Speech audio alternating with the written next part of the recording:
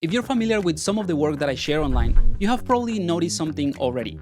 A lot of the time, I'm doing the high-frequency fine details directly in Substance 3D Painter. And every time that I share something like this, the same questions keep coming up. How do you know when to stop detailing in ZBrush? Or why are you adding details in the texture instead of the mesh itself? Are those real details or kind of like faking the details? So let me go ahead and answer all of these properly. Hey, what's up guys, Paulo Munoz here. First thing, ZBrush is still my main tool for sculpting and for detailing. That hasn't changed. What has changed is where I put my high frequency details. And these days, almost for all of my projects, everything happens inside Substance 3D Painter. And no, they are not fake details. A pore in the skin is still a pore in the skin, whether it comes from a brushstroke in ZBrush with an alpha or a height map in Painter. The surface reacts to the light in the same way. The only real difference is how I got to that point.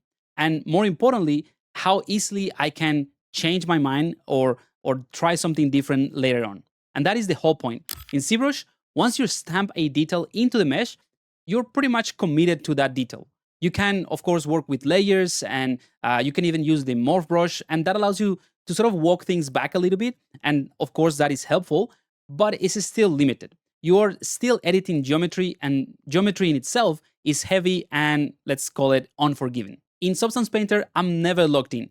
I can drop a pattern, change it, I can swap it for something else, I can scale it or, tile it, I can overlay 2 or even 3 together or more, I can mask it exactly where I want it or when I want to show that pattern, and I can adjust the strength and color and all of that at any given point. With anchor points, for instance, I can take details and a specific mask that I have already made, and I can reuse it, I can reference it, and I can build on top of that mask without redoing anything.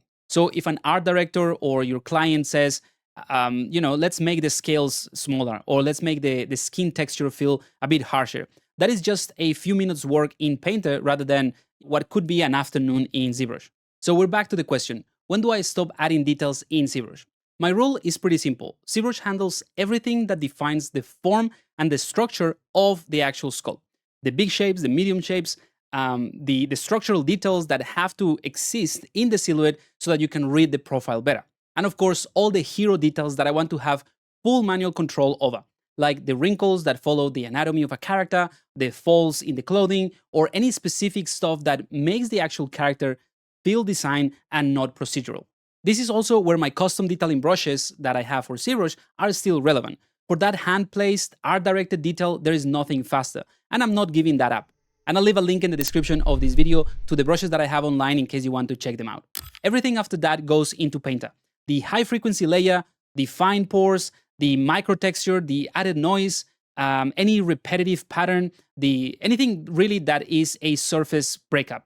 It's the kind of stuff that sells that extra layer of realism, but does not have to live within the mesh itself to do its job. So to answer the question more directly, I stop adding details in ZBrush when the detail stop being about the form and start being more about the surface. So as a recap, form and the hero details are done 100% in ZBrush, and surface is mostly Painter. And none of that is fake. It's just another more practical way to make decisions that I might want to undo later, or just simply to explore new things. And if you want to see exactly how I build my custom materials in Painter and how I deal with anchor points and that sort of stuff, here's a video that covers that workflow. I'll see you there.